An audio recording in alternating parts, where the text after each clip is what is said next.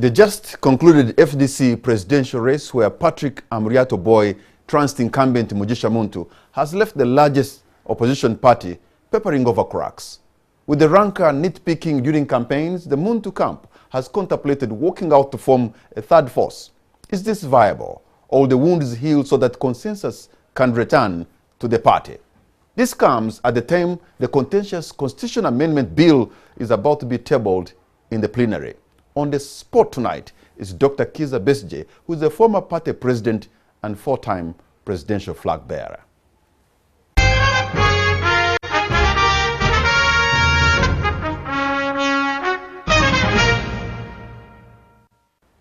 Dr. Besigye, thank you very much for honoring our invitation. You're welcome to the show. You're on the spot tonight.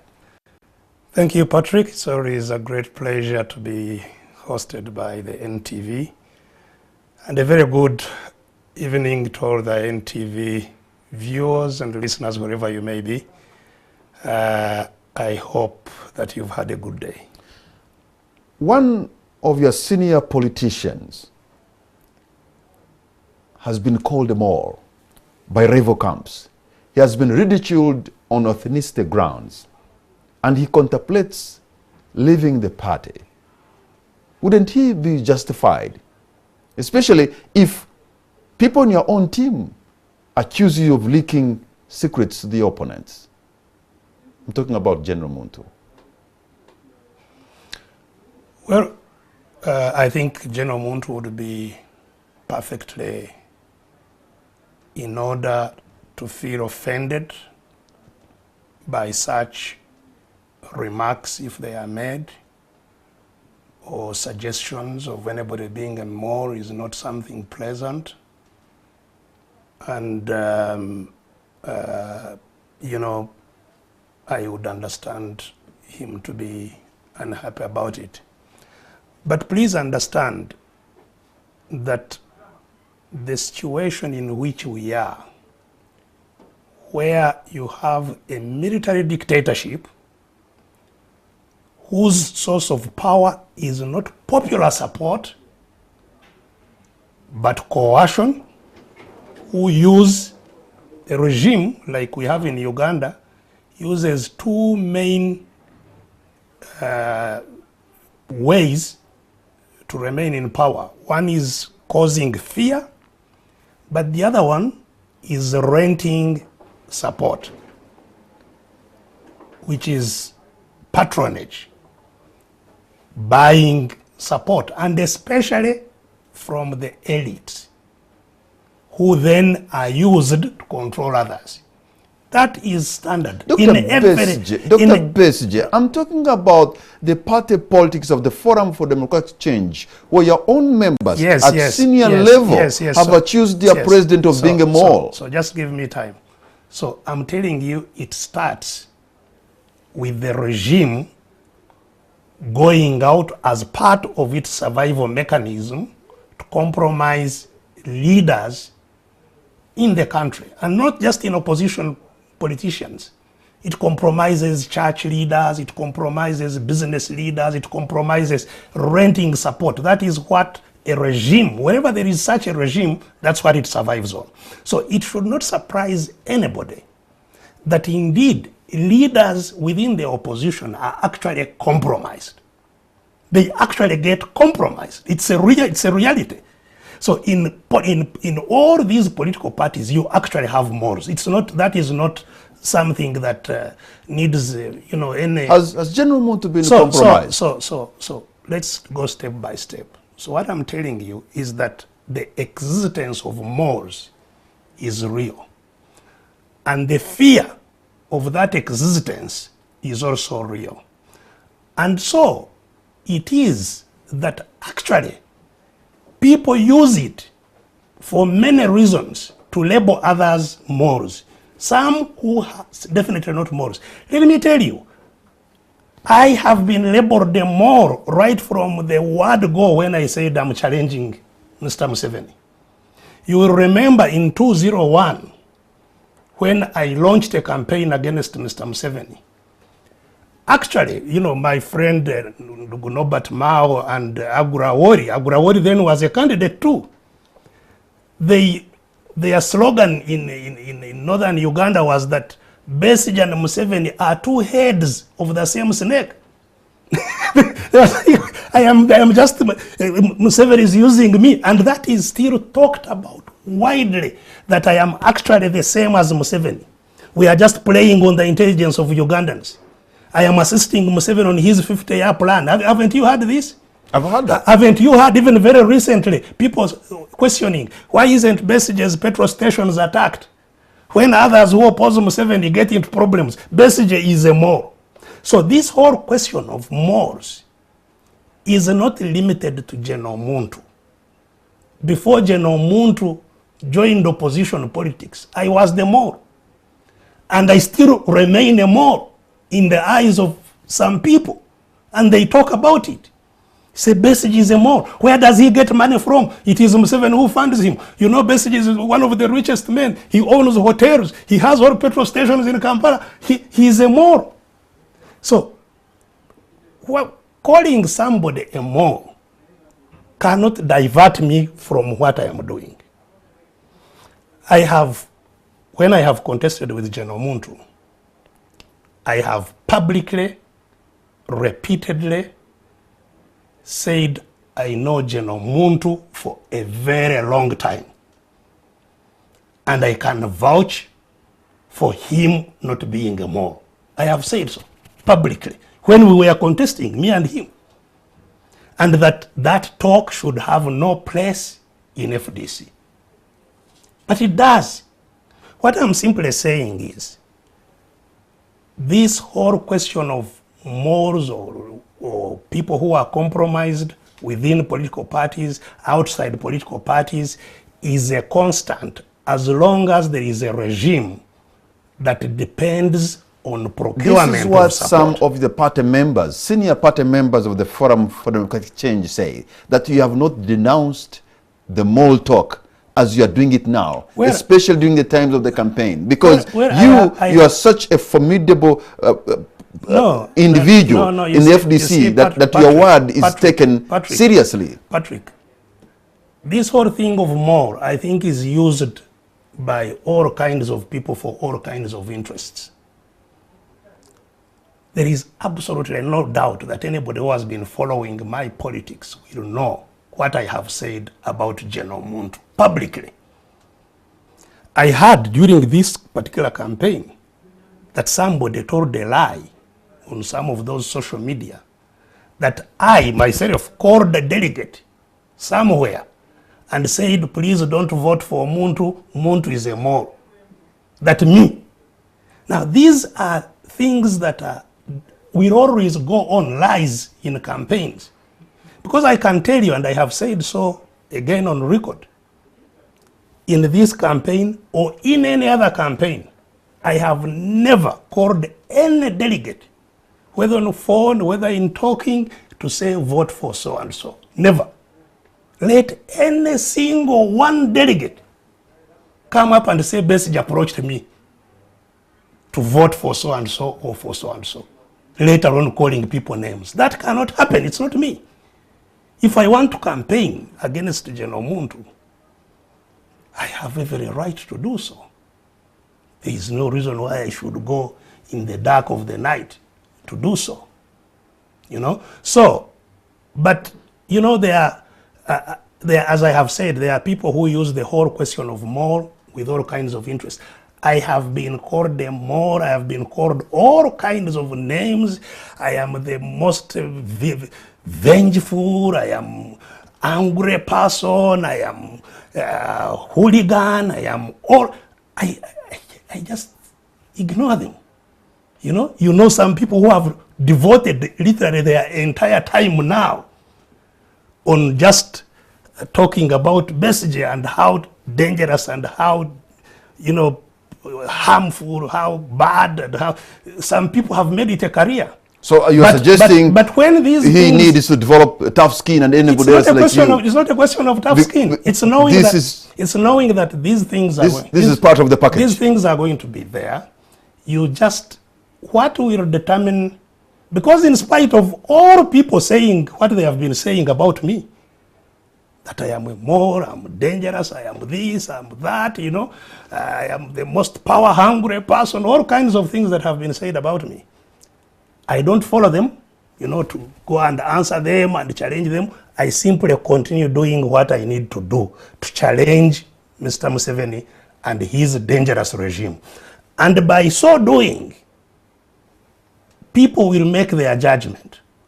Whether what I do is commensurate with what a Moro does or not. It is actions, not what people say, that at the end of the day determine what happens. And look what some other senior party leaders seem to have said. I think they have quoted former vice president of the party, Amanya Mushega, the Honorable Amanya Mushega, accusing you of commencing parallel structures supposedly to undermine Muntu in FDC. Yeah, you see again, you know, these are accusations that will come among many accusations.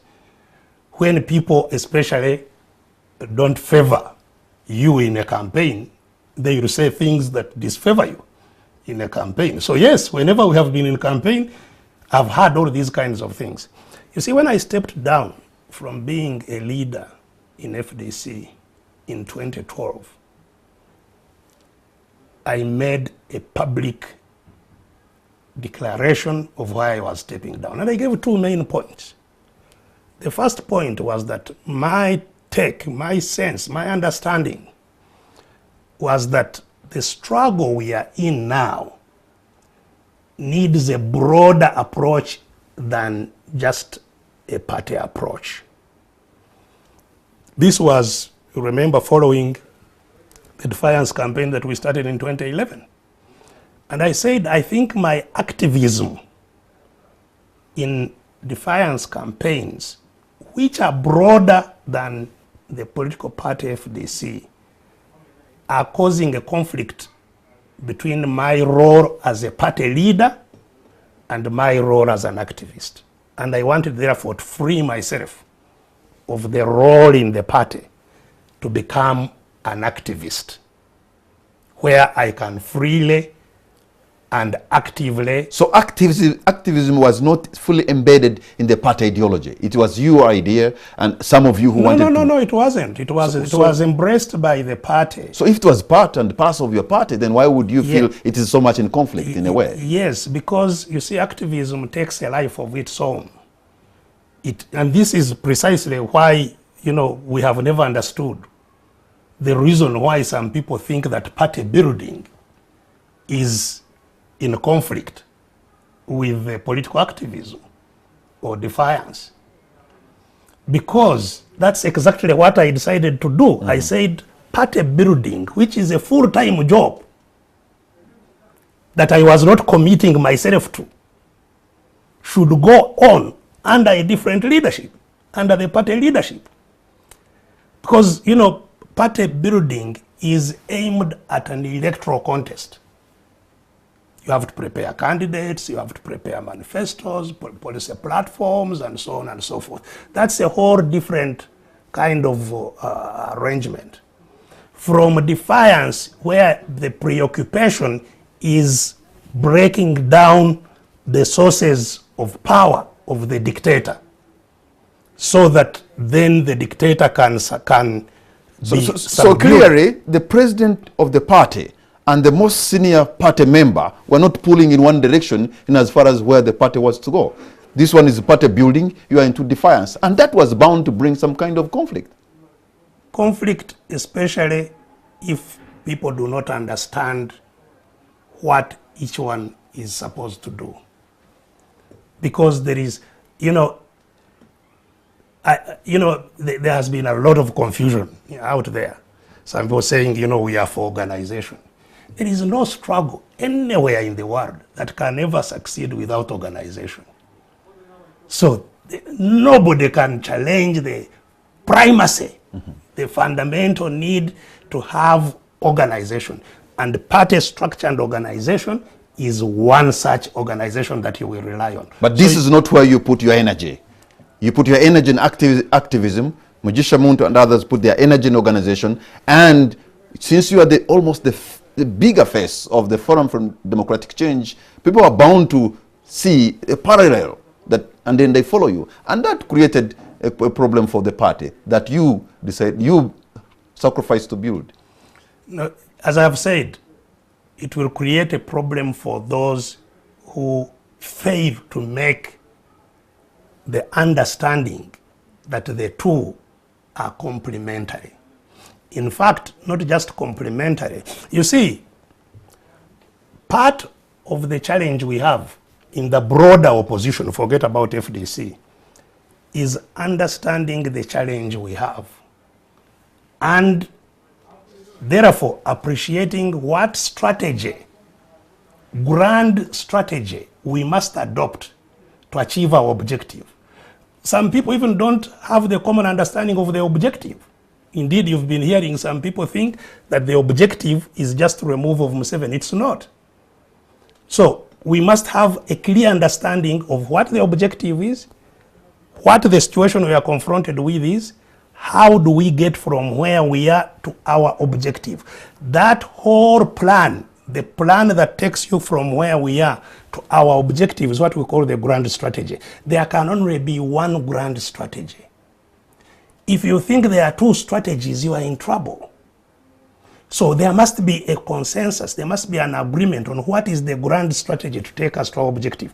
Now, our objective, very clearly, is to shift power from a narrow coterie of people that hoard it, a small group of people that hoard power over our country using guns, to the people of Uganda.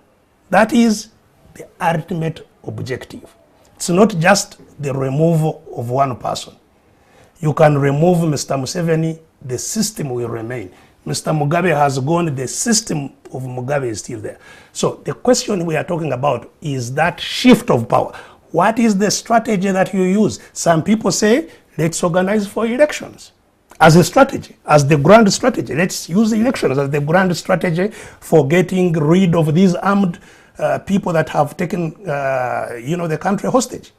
And that they will argue why they should be.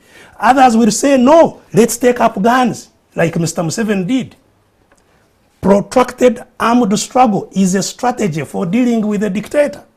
Some people will say so, and we used that very clearly. Everybody who went to the bush in 1981 understood the strategy, that the strategy is protracted people's war. In the big strategy, there are tactics. It doesn't mean that because we were at war, we are not conducting politics. We are not conducting elections. We are actually conducting elections in the bush, forming structures of LOCs and so on. But the strategy, the grand strategy was war. If I was to use, analogy of military, which you understand better than I do, you to the eyes of many Ugandans and even within the party, you look like having uncoordinated troop movement. And if you have uncoordinated troop movement, before long you'll have friendly fire. Even friendly fire can kill. No. Yes. You see, again, part of what is happening is simply because Uganda has never experienced democracy. So people don't actually know how democratic contests run their course within organizations and between organizations. The thing is that your understanding of Uganda's problem is unique from every other Ugandan. Every person has his own perspective. What brings us into a political organization when we say we shall assemble and work together is that we have agreed on common themes. We say this is where we want to go. This is generally how we want to go there. It's a general theme, not that we are in concurrence on everything. And it's on the basis of those differences that you actually have internal contestations.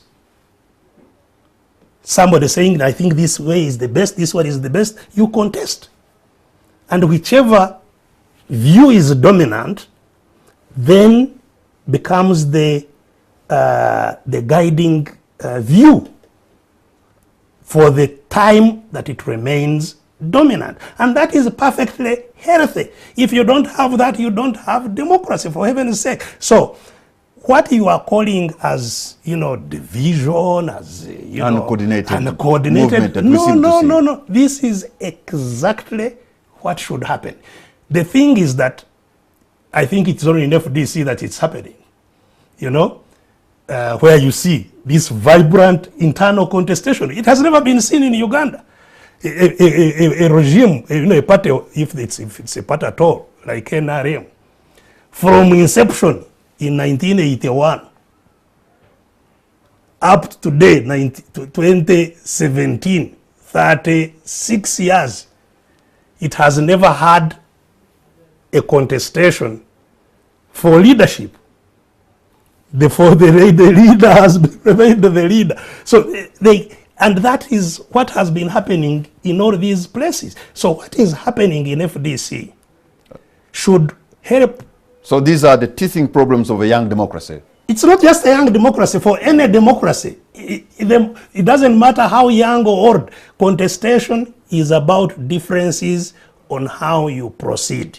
Okay, Dr. Besigye, we're going to take a break, and when we come back, let's look into your defiance kind of campaign. And you also claim to have won the election. You even had a cabinet formed. But has this been effective? We'll be right back. Welcome back. You're watching On the Spot. My name is Patrick Amuriat. My guest tonight is retired Colonel Dr. Kizza Besigye. And we're discussing the internal party politics of Forum for Democratic Change. But also, we shall look into the proposed constitutional amendment. And still in the FDC. I have observed keenly. I saw you start the reform agenda. I've seen FDC start. And I've seen you come out of the party as the party president. But really, your presence, even though you're out, is still being felt. There's a way how you, FDC, have similarities with NRM. Like the founder member, the founder leaders, the founder leader mentality is so much alive in FDC as it is alive in NRM. And believe you me, many people think without FDC, without Dr. Besigye, there's no FDC. That is, I think, again, a mentality that has been watered, nurtured by the bad history that we have had. Because as I have said, nobody really appreciates what is going on in FDC. That's why they think there is conflict. That's why they think FDC is about to end. That's why every time we are having an election, everybody says this is the end of FDC, and it is not. What is happening in FDC is something new, something unique. And FDC will well survive without, and is surviving without me. In fact, let me tell you, I have had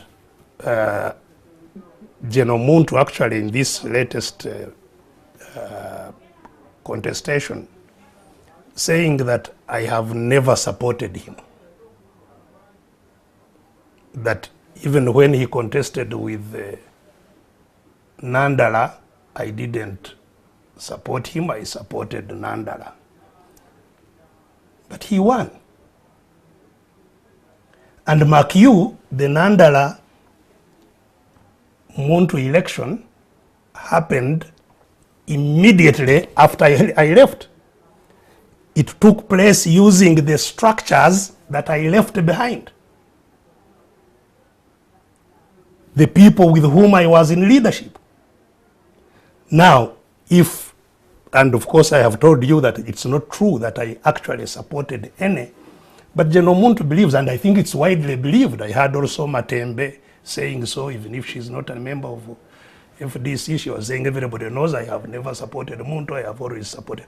But in 2012, Muntu won.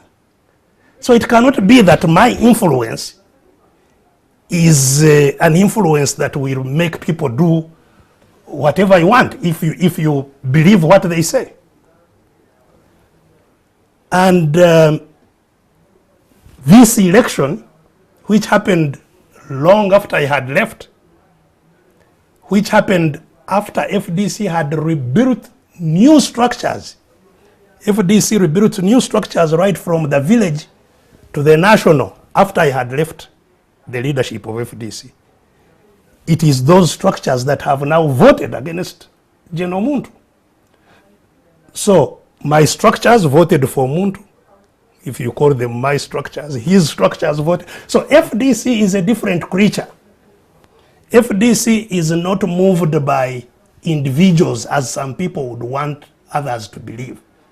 In fact, one of the things I raised concern about this time was the influence of money in elections. This has been there in every election. We have experienced, an influx of money around elections. And that money is always intended to influence the election in a particular way. It's money that the party should well do now to actually interrogate, investigate. Because we have more or less been hashing it. But I think it is getting to a level that the party must take interest. In spite of all the money that is pushed into the party, it's one that cannot see that it is influencing the party in any particular way. People still make up their minds as they want. And you won't find that those minds are being made on tribal grounds. No. FDC, for example, General Muntu had support all over the country. Amuriat had support all over the country. So FDC is a different kind of animal. And this is why people must give it slightly more respect than they do for those who are, fond of talking about it casually. This is a torchbearer for democracy. There's a way how you come and you speak with clarity on some of these issues, but it's also what I hear from within your party members. That Dr. Besigye also has a grand plan of his own. That he wants to run again against anybody in 2021. You see, Patrick, I have told you that there is a misconception about what struggle we are involved in.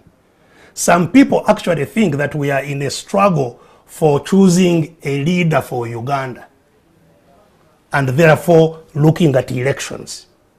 We are not. That's certainly not my understanding, that the struggle is about choosing a leader for Uganda. And those who believe that the struggle is about choosing a leader take a particular path that is different from the path we take. The struggle we are engaged in at the moment is actually getting the country back, let alone choosing its leader. You cannot choose a leader for a country that is not yours. This country is not in the hands of Ugandans, for heaven's sake. The struggle we are in is a struggle to regain control over the country. And in that struggle, therefore, the preoccupation cannot be, and we have very clear ideas about how that struggle will be conducted. Elections, winning elections that you contested with Mr. Museveni, and the Electoral Commission announced you the winner, and Mr. Museveni hands over to you, that is daydreaming. That will not happen. And we know that very well. Wasn't it, Dr. Besigye, daydreaming? When you claim that you had won an election, you actually went ahead even to take an oath and later even form a cabinet. Isn't that even something? Election we won. Yes. Election we won, not just this one, even the previous ones. In this particular one, we have been very clearly telling the world, and we've published some of the evidence we have, that we won. We have evidence, empirical evidence that we won. That's why we've been demanding an audit. Let if Mr. Museveni won, he has all the power over the Electoral Commission. We don't know where those things are being stored. We said, let's put what we have and let the world judge who won this election. So winning, we won. What I am talking about is not just winning, having popular support. Popular support is not in any question. What we are talking about is taking power. Having the reins of power will not happen even if you win an election like we did. You saw what happened. The guns came out even before the election. Kampala was in a parliament of 400, you have 37. Yes, because in the district 112, you have maybe 2 or 3. Precisely, because and you still have the audacity to say you won. Of course. You see, again, some people think that we have a multi-party democracy. that we have actually a contestation. The people you hear, those who cause all kinds of confused noises, are from that school of thought, who think that there is some kind of a multi-party democracy here. It may be imperfect, but we are running with it. You can use it to change the regime. It's not. What we have is a straightforward military dictatorship, a military regime. Mr. Museveni did not ascend to power through an election. It was the National Resistance Army, which on the 26th day of January, and you can go and read the legal notice number 1 of 1986, the National Resistance Army on this day has taken over power of Uganda. It is the military that took over power and handed it over to NRM and Mr. Museveni. Mr. Museveni, and this is why people are, the next thing you want us to discuss, the age limit thing. This whole age limit thing is not about whether it's old people or young people who should contest for leadership. No, that's not the question. The primary consideration that this country has is to have a transition from those who control the country with guns to the people of Uganda. It has never happened since independence. Every leader has come with bombs and has gone away with bombs. The transition the country is fighting for is a transition when the gunmen will hand over power to the people of Uganda. But if that was the case, you were among the gunmen in January 1986. Absolutely. And if all went well for you, it's the gunman would hand over to another gunman, you and General Muntu, who went to Bush as well. In fact, the change we would want is a generational change that even you, no, it's not. Besigye, it's not a generational change. You go. No, it's not a generational change. Again, what would be the difference? Again, you are mixing up matters. You can have Mr. Muhoozi or General Muhoozi now take over from Museveni. So you can say for that reason you moved away from Museveni's generation to Muhoozi's generation. It is the same. The change we are talking about is a change of who controls power, whether it is by popular control, in which case those with guns are totally subordinate to civilian authority. And Mr. Museveni knows this very well. It is only some confused elites who probably don't see it, that this is a straightforward military regime. That's why whenever he's in trouble, he has to put on his uniform and hold it, even though a head of state must be a civilian. But you know how he has to remind Ugandans that power is vested. Yes, so the struggle is there. It's not about leaders. It's not about 2021. 2021 will not cause a change whether Besigye is a candidate or is not a candidate. In itself, it won't cause a change through the election of 2021, 2080, 2300. It won't cause a change. But look, Dr. Besigye, today we see people, President Museveni and NRM, are no longer just contesting against you. They seem to be contesting against the people themselves. Why are you losing focus that there will not be change, yet you can see a groundswell of resistance from ordinary people that never used to happen? Precisely, there will be change, but it is not change, it's how the change comes. That groundswell is what gives me energy to wake up every day to go to and do what I'm doing. There are tremendous changes that have taken place in this country. But we are the same person saying there's going to be change. Yet there won't be change through an election of 20. An election in and of itself won't cause the change.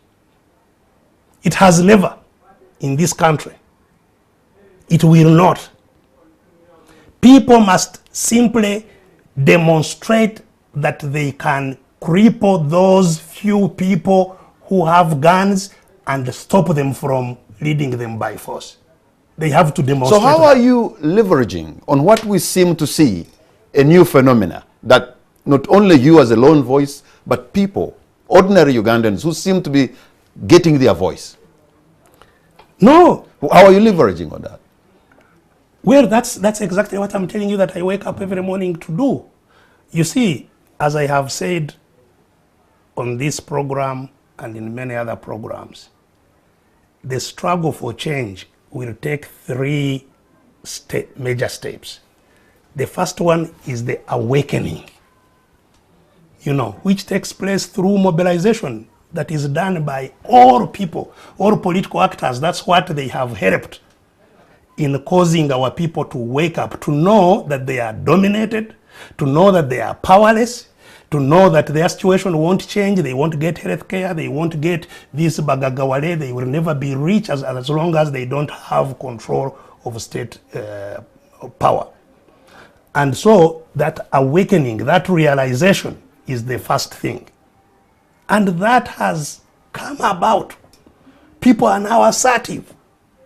People are saying, no, we won't accept. You've been seeing them chase MPs, whether they are NRM or not. Because again, NRM has been trying to confuse them that this is a partisan thing. There is opposition, there is government. There is no opposition and NRM in this matter. It is either you want our country to remain a hostage of Mr. Museveni or you want it free. These are the two sides, and people have woken up to that. That's why even in the most serious, previously NRM kind of areas, people are hot on the leaders. Your Toro is one place to think about, to talk of. Toro has almost always, wholeheartedly and questioning almost supported the NRM. That's not true, Dr. Besigye. Well, that's how it looked like. That's no longer the case. Toro has people who support different sides. That has always been. But maybe overwhelming it has been NRM. So today, you've been seeing what is going on in Toro. And that is all over the country. That awakening, the first step, is happening every day. People knowing that it is not the Besigyes who will free us, it is ourselves. Because that was a major problem. People were saying, we are praying for you. Continue and fight for us. They were not seeing it as their own battle to free themselves. They now do.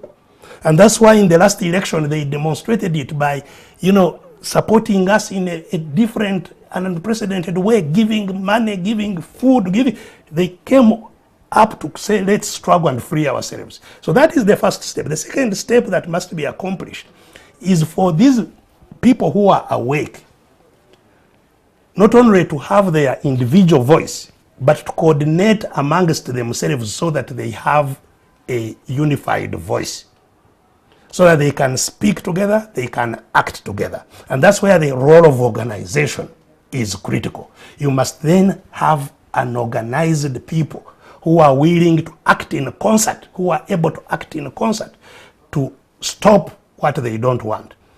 That has been going on. And through many ways. You don't organize only in one linear way.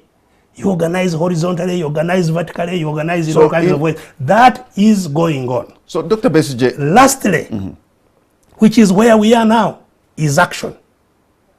Having been awake, having been organized, now people must move to take action to put a halt to the nonsense. And it is coming. Action in what sense? Actions, taking actions, doing things that then disempower those who have power, that take away their power. And largely, that's where the strategy of what actions you take is critical. What do you need to do? Will you just say you go to an election, you put a ballot in the box, and you wait for the person who is to announce, who is controlled by the few people that put him there to announce, and then deploy soldiers like you saw on the streets everywhere and say, this is what has been done? No. So people can take actions in concert and stop the regime. You've been seeing just minute actions of few people who are organized, like the doctors recently who said, we are withdrawing our labor. Just a few doctors, 1,000. But they cause the regime to have a problem. They are talking about importing Cubans, I don't know, doing what, and bringing, I don't know, the 20 army men to do, you know, 1,000 people. You've seen teachers. And everybody now is affected, you see. It's not teachers, not doctors, nurses. The other day, nurses, they are saying that now nurses don't come.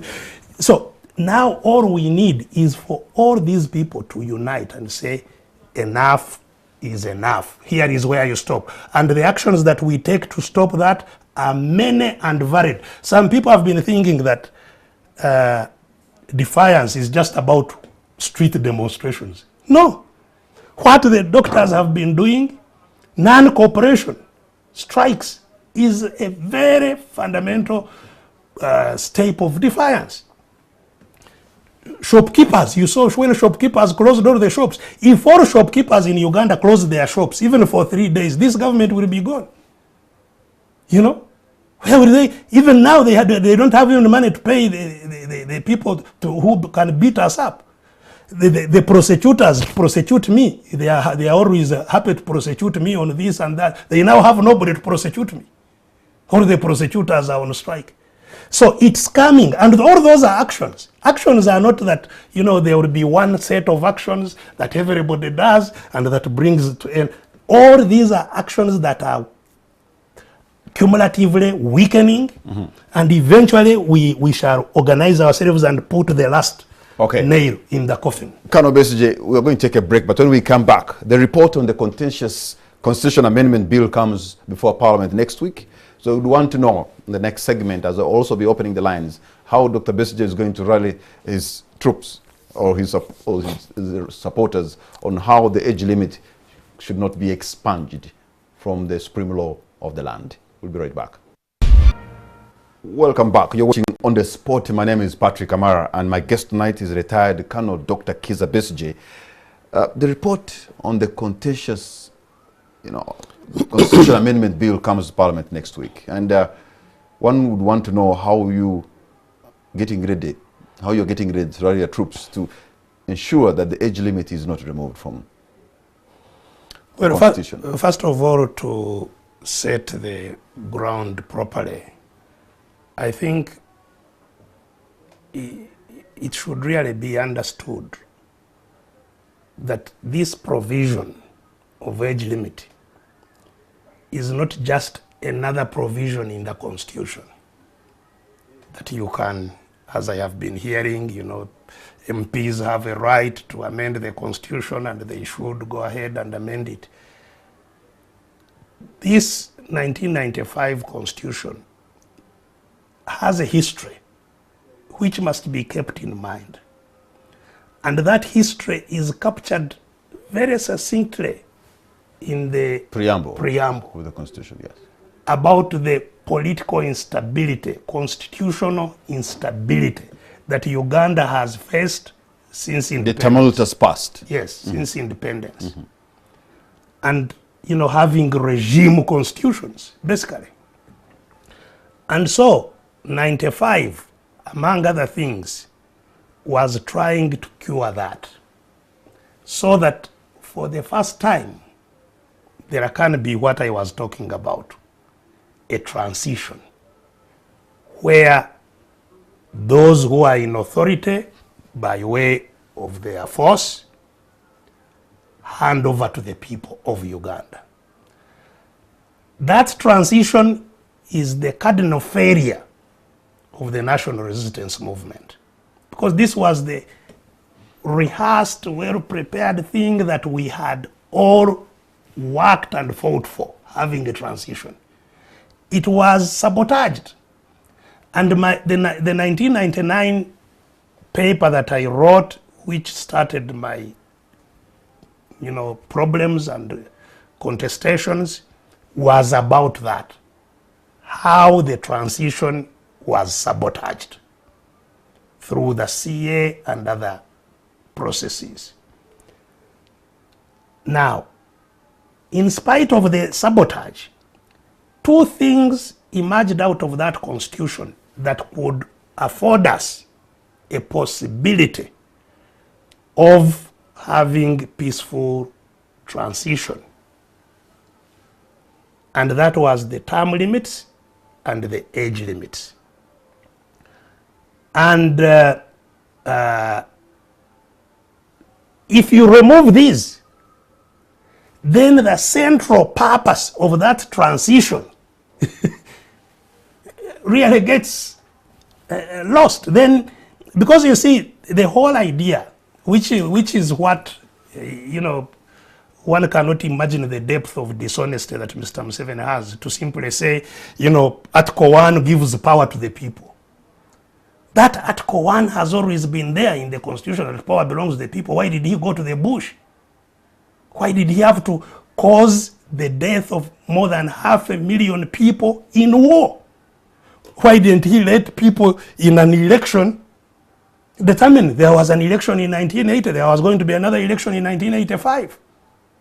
The thing is that as long as the institutions that are there have not emerged out of the people, those institutions cannot mediate, cannot moderate a process of elections that will be free and fair.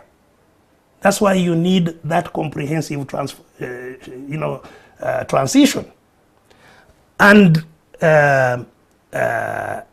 that, as you know, the term limits, very regrettably, were removed. And now the age limit is the only surviving thing. And it's not, as I have said, just for clarity, it's not about whether 75 you shouldn't be, you can't be a president, whether at 35 you, no. The thing is that this offers the first chance to have a transition where then citizens, without the influences of the incumbency, can choose, can first of all create institutions, and we need that transition that creates institutions, and have free and fair elections. So the reforms and then free and fair elections. Now, of course, you know, I've never seen somebody so preoccupied with themselves. Mr. Museveni says, no, the problem is there are few leaders in Africa. Once you have got a Mr. Museveni, you can't leave. You can't leave. That is, you see, that's the whole thing. Even in FDC, this has actually been one of the things.